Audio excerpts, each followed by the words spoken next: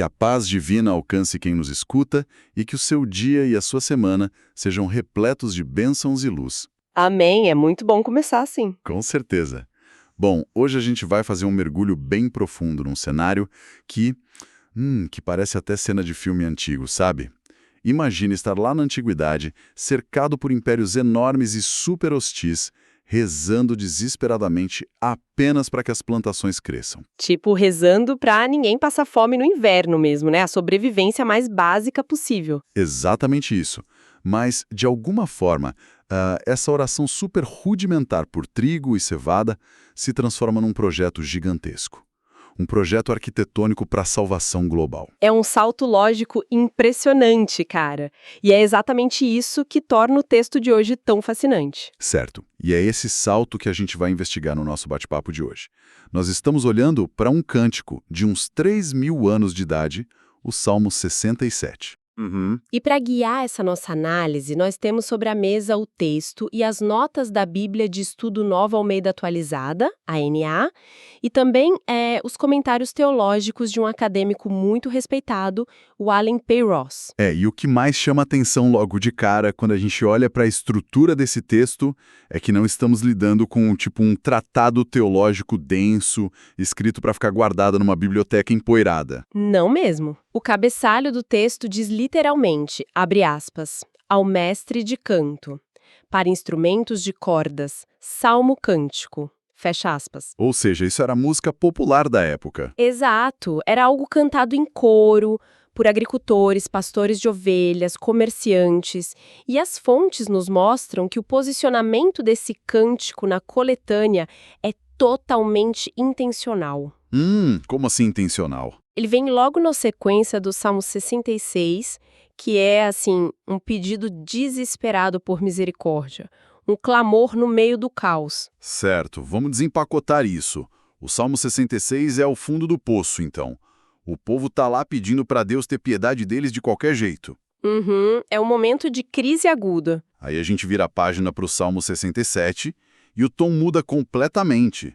A misericórdia já chegou, né? Sim, a crise imediata passou, a tempestade acalmou. E agora o texto não está mais focado naquela sobrevivência desesperada, mas em expansão. O cântico passa a convidar não apenas a própria vila ou a nação deles, mas literalmente todos os povos da terra a prestarem atenção no que está acontecendo ali. É uma mudança de foco impressionante, do micro para o macro. Porque, olha, a gente tem a tendência de ler esses textos antigos com uma lente muito focada no indivíduo, sabe? Procurando respostas para os nossos próprios problemas pessoais o tempo todo. Exatamente. Mas o Salmo 67 meio que força quem está lendo a tirar essa lente egoísta e olhar para o mapa mundi. Ele pega um evento local, uma colheita, e dá a isso uma proporção cósmica. Caramba. E isso começa a ficar muito claro logo nos versículos 1 e 2. O texto diz o seguinte: seja Deus gracioso para conosco e nos abençoe, e faça resplandecer sobre nós o seu rosto, para que se conheça na terra o teu caminho e em todas as nações a tua salvação. Um texto super poético. Muito. E as notas da Nau apontam que o autor está pegando emprestado a famosa bênção sacerdotal lá do livro de Números, no capítulo 6. Sim, é uma referência direta. Mas antes da gente falar sobre o motivo dessa bênção, eu preciso entender a mecânica dessa linguagem. Tipo, o que significa na prática daquela época pedir para que Deus faça resplandecer sobre nós o seu rosto? Bom, para entender isso, a gente precisa entrar na mente de alguém que vive no Antigo Oriente Próximo, numa cultura de cortes reais, de monarcas absolutos. Aquela coisa de rei que manda e desmanda em tudo. Totalmente. E nessa época, a expressão facial do rei ditava o seu destino, literalmente. Se você entra na sala do trono e o rei, esconde o rosto ou vira a cara para você... Ixi, aí deu ruim. Deu muito ruim. Isso significa rejeição, perda de favor e muitas vezes uma sentença de morte ou exílio. A ira era sempre associada a um rosto escurecido, um semblante fechado. Uma questão de vida ou morte, literalmente. Não tinha meio termo. Por outro lado, um rosto resplandecente ou iluminado é a metáfora máxima para o favor de um soberano. Ah, entendi. Como se ele estivesse sorrindo ou com uma expressão aberta. Isso. Quando o rei olha diretamente para você com um semblante claro e favorável, significa que você tem acesso irrestrito. Você tem proteção e provisão garantidas. Então, quando a comunidade está lá cantando, pedindo o rosto resplandecente de Deus, eles estão pedindo o favor absoluto do governante do universo. Exato. Eles querem que essa boa vontade divina seja ativamente direcionada para eles, de uma forma que traga resultados reais, resultados tangíveis para o dia a dia. Até aí faz todo sentido, né? Todo mundo quer o favor do rei. Mas acho que aqui entra a grande virada, que é o que realmente diferencia esse texto dos outros da época. O famoso pra quê? Isso. O versículo 2 começa com essa pequena expressão de ligação que, segundo o comentário do Allen P. Ross, é a dobradiça que sustenta todo o cântico. A expressão é para quê? Eles pedem esse favor enorme, essa bênção gigante, para que se conheça na terra o caminho de Deus e a salvação entre todas as nações. E é aí que cai a ficha. É o momento em que a motivação egoísta é totalmente quebrada. O conforto da comunidade não é o destino final da bênção. Não é sobre eles, no fim das contas. Não mesmo. O comentarista argumenta que a finalidade da oração é puramente instrumental. Eles não estão lá cantando, nos abençoe para que possamos ser ricos e superiores aos nossos vizinhos. Que seria o padrão das nações em volta, né? Com certeza. Em vez disso, eles estão dizendo, nos abençoe para que o resto do planeta olhe para nós e entenda quem tu és. Sabe, eu estava pensando nisso e me veio uma imagem na cabeça tipo um sistema de irrigação. É a diferença básica entre um balde e um cano. Gostei. Como assim? Pensa bem, um balde é feito para receber a água e reter. A água entra ali e fica parada, servindo só ao dono do balde. Mas o texto está propondo que eles não sejam baldes, eles devem ser canos. Nossa, faz muito sentido. A água tem que passar por eles. Exato. A água da bênção tem que passar por eles com o objetivo exclusivo de regar o solo seco que está em volta.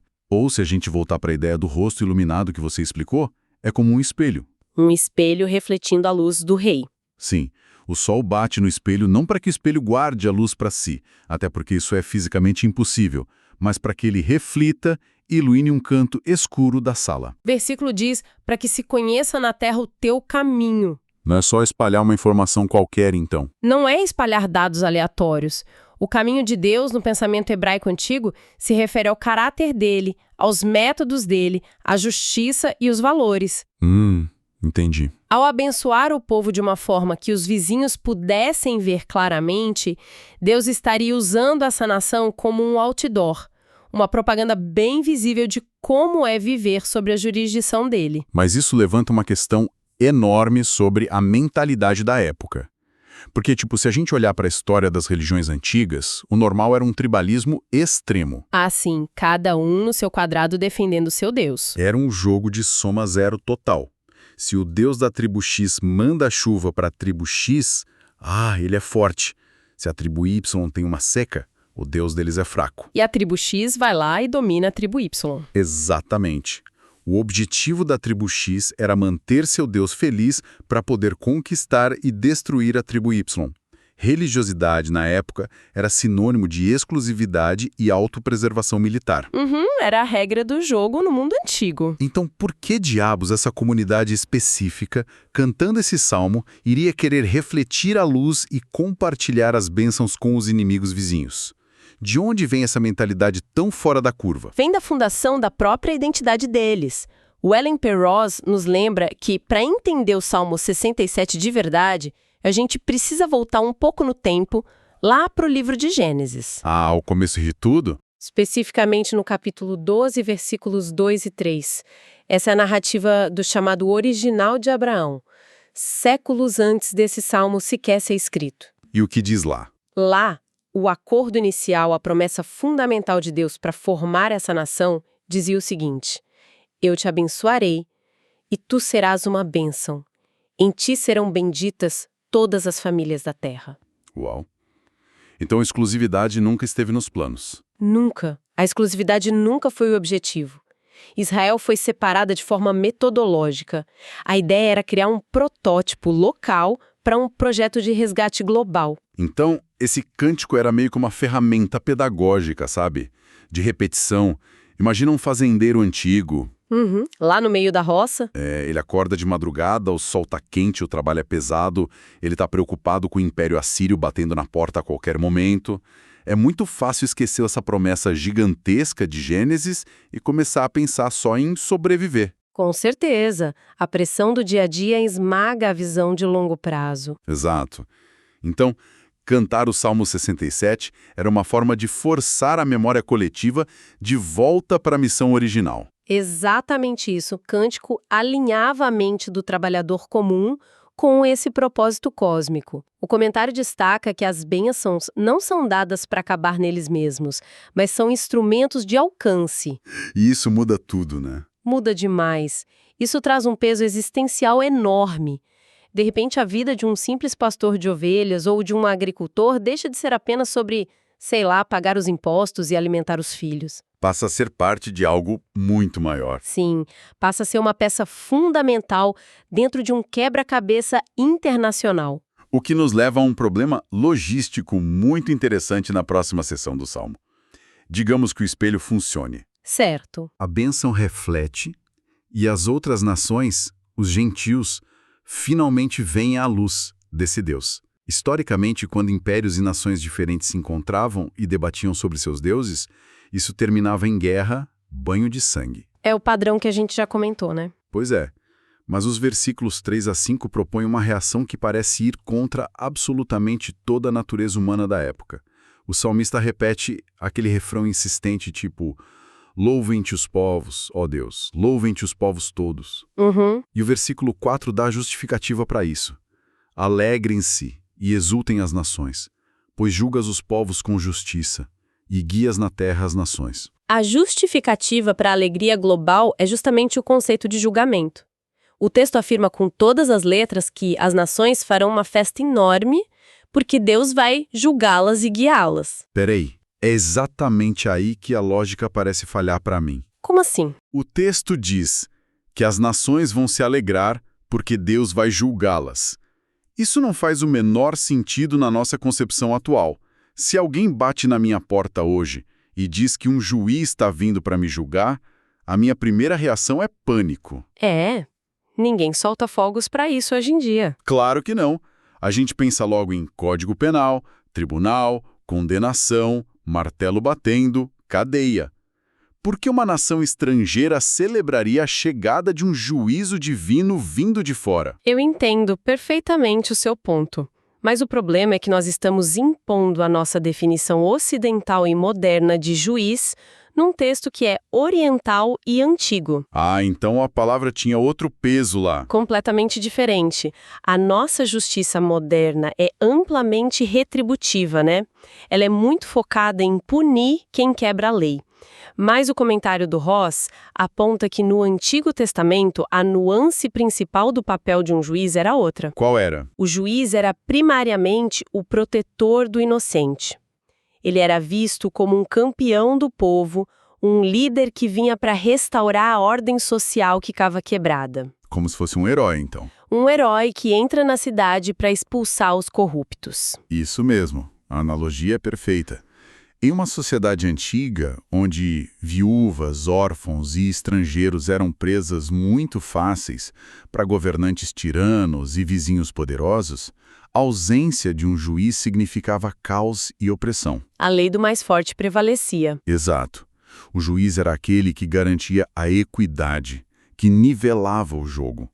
É por isso que o verbo julgar, no versículo 4, está emparelhado com o verbo guiar.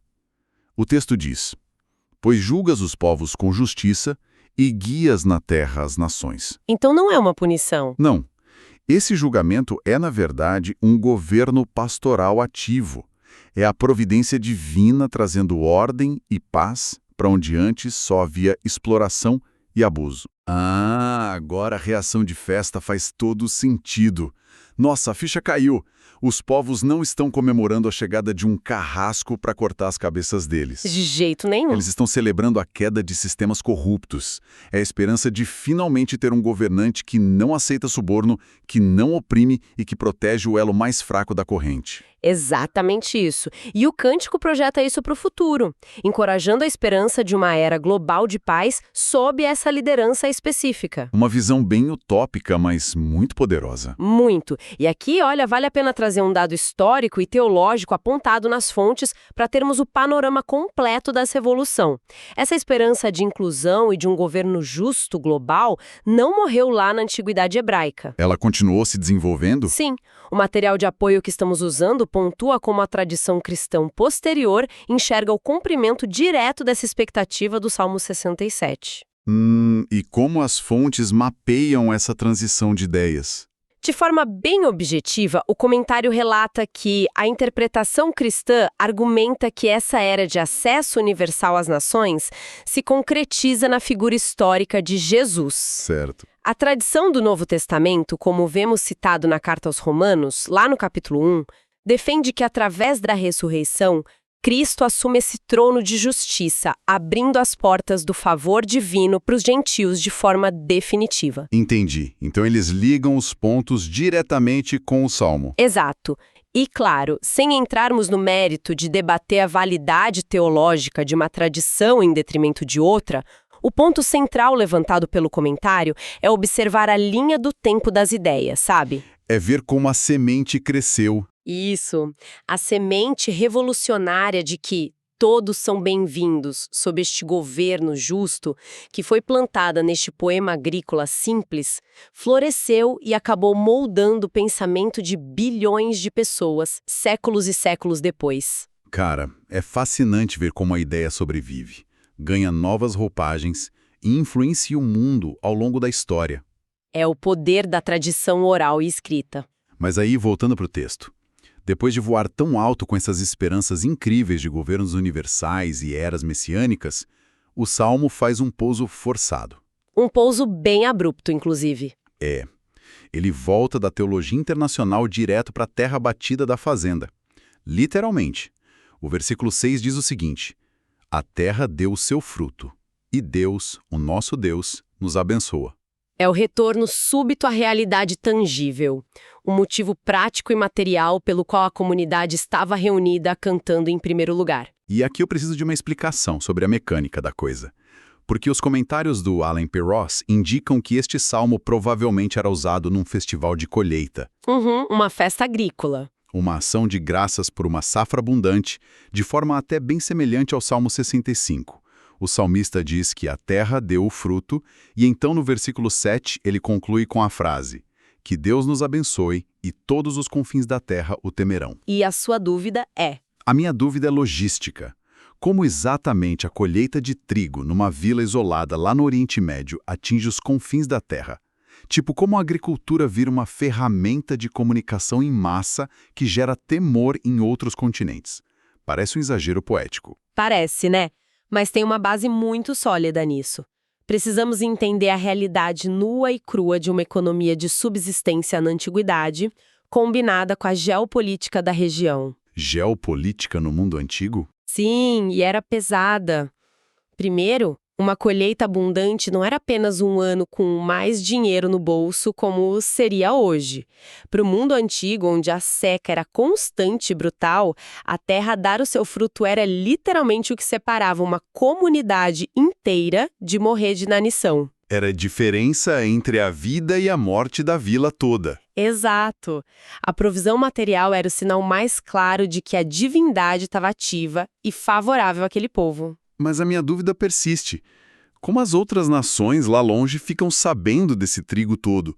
Eles não tinham internet para postar foto da colheita. Ah, aí entra a geografia. Por causa da posição geográfica super estratégica de Israel. Eles estavam localizados no que a gente chama de ponte terrestre do Levante. Um corredor de passagem. Exatamente. As maiores rotas comerciais do mundo antigo, aquelas que ligavam o Egito, a Mesopotâmia e a Ásia Menor, passavam bem pelo meio do território deles. Caravanas imensas de comerciantes cruzavam esse espaço quase diariamente.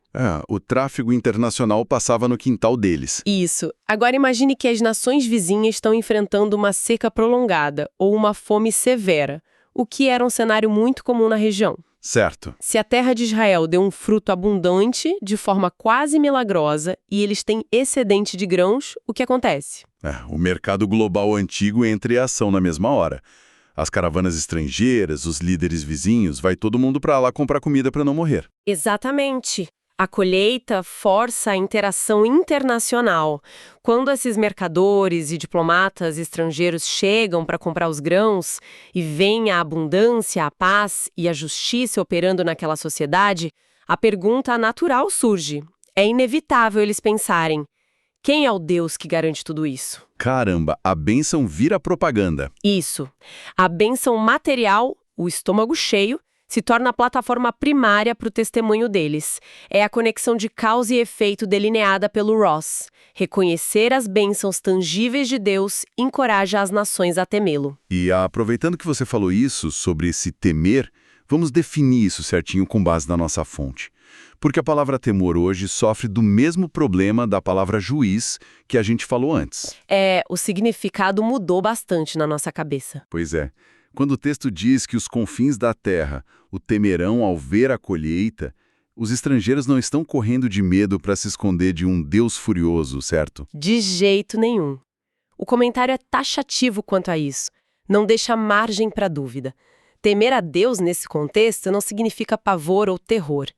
O acadêmico define esse temor como uma reverência profunda. Um respeito enorme, então. Mais que isso, é o ato de comprometer-se voluntariamente com Deus e com a sua palavra.